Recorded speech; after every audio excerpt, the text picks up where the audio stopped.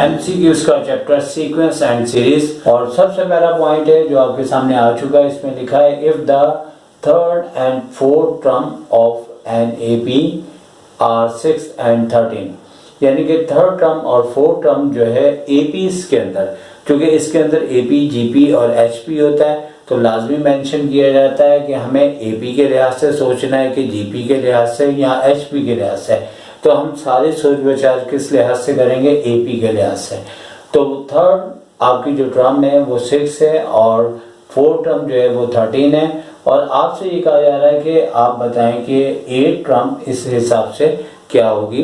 तो सबसे पहले हमें मालूम होना चाहिए कि एपी के अंदर अगर कंटिन्यू आपको 2 टर्म्स दी जाए तो हमें डिफरेंस पता लग जाता है। और वो डिफरेंस किस तरह से पता लगता है? लेकिन डी किसके इक्वल होता है?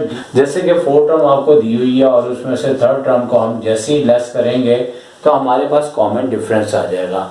तो हमारे पास जो 4 टर्म है वो जैसे कि आपको बताई गई है वहाँ पे 13 है। और 13 लिखने के बाद आपके पास थर्ड टर्म भी आपके पास मालूम है जो कि 6 है। और 13 में से जैसे ही 6 को लेस किया तो आपको पता 7 आ चुका है।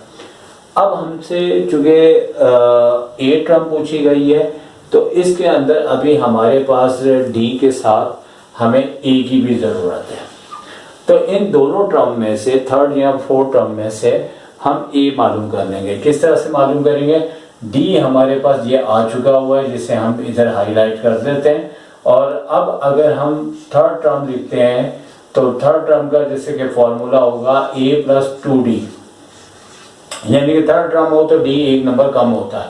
तो थर्ड टर्म ऑलरेडी हमें 6 दी हुई है और a हमें मालूम करना है, जबकि d 7 आ चुका है। तो 7 को 2 से मल्टीप्लाई करते हैं तो 14 आता है। और 14 के बाद जैसे ही यहाँ पे शिफ्ट करेंगे तो माइनस में आ जाएगा। तो इस तरीके से माइनस का आपके पास 8 a की वैल्यू आ जाएगी। तो a आपके पास आ गया -8 और d आपके पास आ गया 7।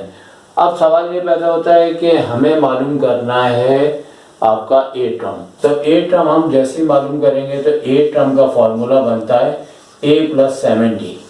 तो a जो है हमारे पास -8 है और 7 के बाद जो d आ रहा है हमारे पास वो 7 आ चुका है। आपको पता है कि 7 7 49 होता है और 8 जैसे ही लेस करेंगे तो हमारे पास 8 टर्म जो है वो 41 के इक्वल आ जाएगी। अब 8 टर्म तो वहाँ पे ऑलरेडी लिखा है, हमें सिर्फ और सिर्फ आंसर में 41 लिखना होगा। इस तरह आपको दी जा सकती है। और जैसे 1/8 + 1/16 + 1/24, अब डॉट डॉट करके ये कहा गया कि ये जो सीरीज है ये किसकी है? एपी की है, जीपी की है, एचपी की है या किसी की भी नहीं है। तो बुनियादी तौर पे ऑप्शन तो आपको मालूम हो ही चुका है कि मैं कभी लिखता नहीं हूँ। अब सिलसिला ये है कि एक इस एमसीक्यूज का हम आंसर तो आपको बता ही देंगे, लेकिन उससे पहले आपने एक बात भी नोट करनी है जो अक्सर बच्चों को पता नहीं होता और ये एमसीक्यूज के अंदर भी पॉइंट्स बन सकता है। आपको पता है कि एपी हो, जीपी हो, एचपी हो, तो अगर हर टर्म को कॉमा डाल के लिखा जाए तो वो या तो प्रोग्रेशन कहलाएगा या सीक्वेंस कहलाएगा। लेकिन अगर बीच में प्लस या माइनस की साइनें देते हुए देंगे तो फिर ये सीरीज कहलाएगा। अब फॉर एग्जांपल आपसे कहें कि इस 4 आपको ऑप्शन दे दिए जाए और कहा जाए कि बताएं कि सीरीज कौन सी है, तो जिनमें कॉमे लगे होंगे वो आपका जो है वो प्रोग्रेशन या सीक्वेंस कहलाता है। लेकिन जिसमें हर टर्म के अंदर प्लस या माइनस की साइन होगी तो वो सीरीज कहलाता है। ये बात नोट रखिएगा। ये एमसीक्यूज मैंने यहाँ पे लिखनी थी लेकिन नहीं लिखी, ज़बानी बता रहा हूँ। अभी यहाँ पे ये सीरीज किसकी है? बात हो रही है एपी, जीपी, एच की। तो आप चूँकि बात को डिटेल में करेंगे वीडियो बड़ी हो जाएगी। ना तो ये एपी है ना ये जीपी है। एपी में क्या होता है, दोनों का डिफरेंस चेक करते हैं। जीपी में सेकंड टर्म को फर्स्ट टर्म से डिवाइड करके रेशियो फाइंड आउट करते हैं। ना तो इसका डिफरेंस सेम आ रहा है ना इसका जो है वो रेशियो सेम आ रहा है। इससे ना तो ये एपी है ना ये जीपी है। अलबत्ता ये एचपी है। और किस तरह से पता लग रहा है कि देखें अगर नॉर्मली आप इसको ट्राई करेंगे तो आप AP से भी करेंगे, GP से भी करेंगे, HP से भी करेंगे, लेकिन अपनी नज़रों को बहुत फास्ट रखना है क्योंकि सबसे डेंजरस HP है।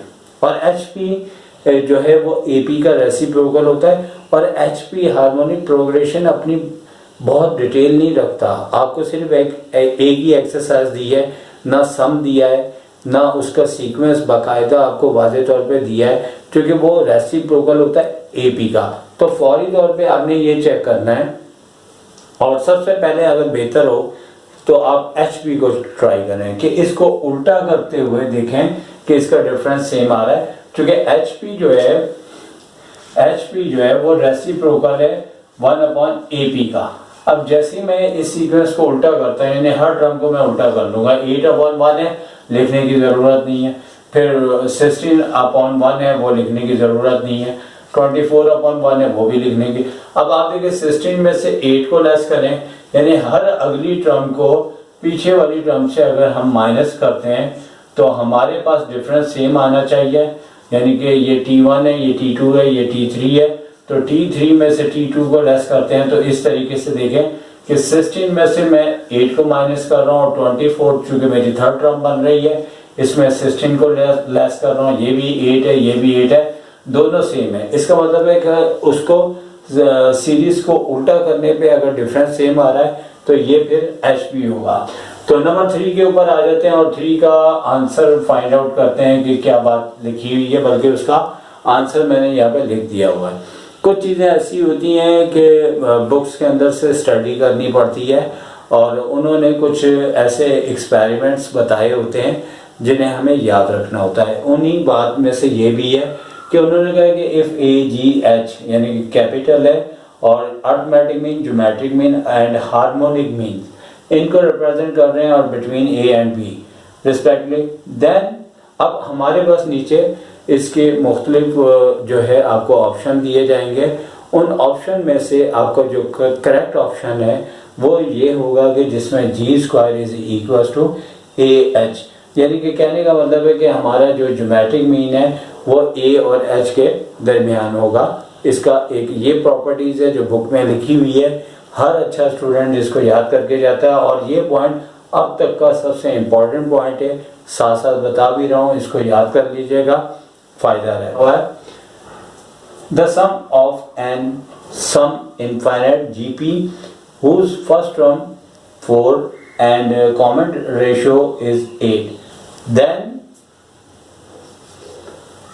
sum of infinite is equals to dash। और सम ऑफ इनफाइनाइट का जो हमारे पास फॉर्मूला होता है वो बुनियादी तौर पे सम ऑफ इनफाइनाइट का होता है A/1 - R।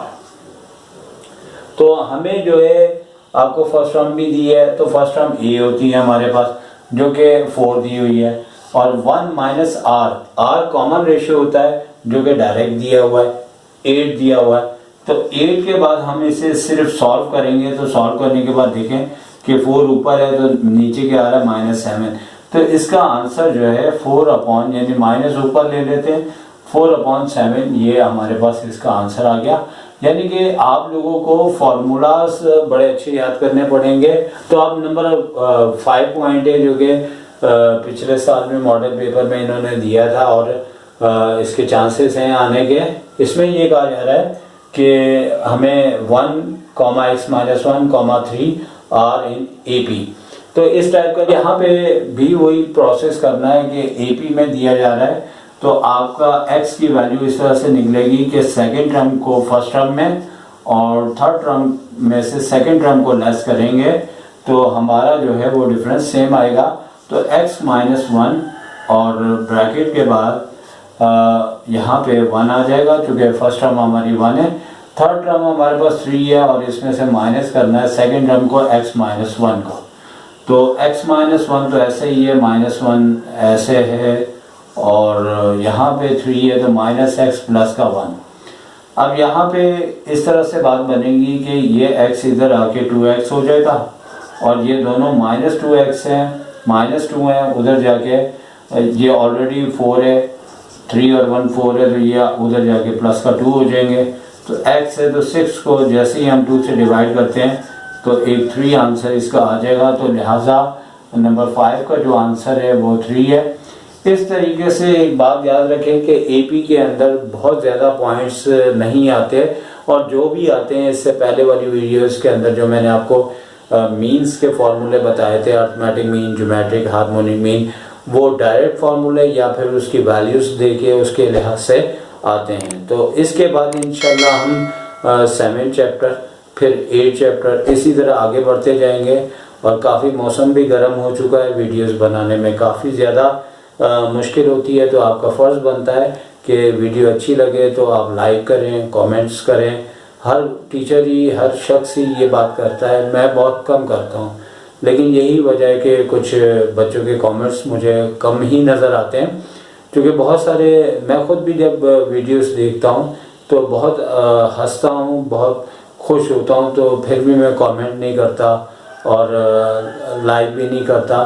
तो एजुकेशन के ऊपर ज़रा ये ज़रूरी है, क्योंकि बहुत कम ऐसे स्टूडेंट्स होते हैं जो कि एजुकेशन में मतलब कि एक्स्ट्रा पढ़ाई को लेते हैं, वरना तफरी को तो हर एक ले लेता है। तालीम जो है वो भी बहुत ज़रूरी है, लेकिन एग्ज़ाम के दिनों में बस इसे ज़्यादा यूज़ करते हैं।